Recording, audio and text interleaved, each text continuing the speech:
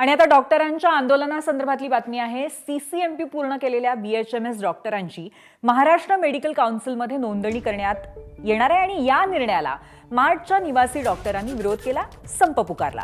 मात्र संपावर गेलेल्या डॉक्टरांना मुंबई उच्च न्यायालयाने आज खडेबोल सुनावले आणि तात्काळ संप मागे घेण्याचे निर्देशही दिले। संप मागे घेतला तर तुमचं म्हणणं लवकरात लवकर ऐकून घेऊ, असं हायकोर्टाने म्हटलं। तसंच डॉक्टरांनी संप करणं योग्य आहे का असा प्रश्नही कोर्टाने विचारला। काम बंद केलं मग पगारही घेणं बंद करा असं म्हणत कोर्टाने खडसावलंय। त्यामुळे आता कोर्टाच्या निर्देशानंतर निवासी डॉक्टर आपला संप मागे घेतात का हे पाहावं लागेल। दरम्यान या प्रकरणाची पुढची सुनावणी 8 सप्टेंबरला होणार आहे। पण आजचं जे रिट पिटिशन सुओ मोठं होतं डॉक्टर्सच्या संपाबाबतचं, त्याबद्दल माननीय उच्च न्यायालयाने आम्हाला हेच निर्देश दिलेले आहेत की तुम्ही आजच्या आज संप मागे घ्यावा।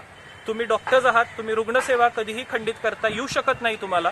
तुम्ही डॉक्टर्स म्हणून हा संप मागे घेतला पाहिजे। आम्ही माननीय उच्च न्यायालयाला हे चांगल्या हेतूने कळवलं की आम्ही कोणत्याही प्रकारचा इमर्जन्सी सर्व्हिसेस बंद केल्या नव्हत्या। कुठल्याही सर्व्हिसेस अशा ज्यानं पेशंट दगावू शकतो किंवा पेशंटच्या जीवाला धोका होऊ शकतो अशा कोणत्याही सर्व्हिसेस आम्ही बंद केल्या नव्हत्या। आम्ही जो संप आहे तो संपाचं आम्ही निदर्शनं हे नक्कीच करणार आहोत। या संपाच्या संदर्भामध्ये मुख्यमंत्री देवेंद्र फडणवीसांनी प्रतिक्रिया दिली आहे, बघूयात।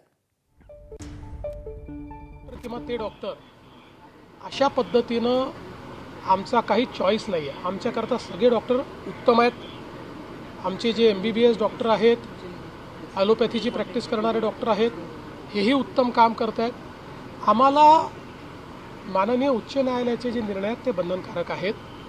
त्या निर्णयाच्या अनुसार या ठिकाणी जी काही रजिस्ट्री आहे ती आम्ही ओपन केली।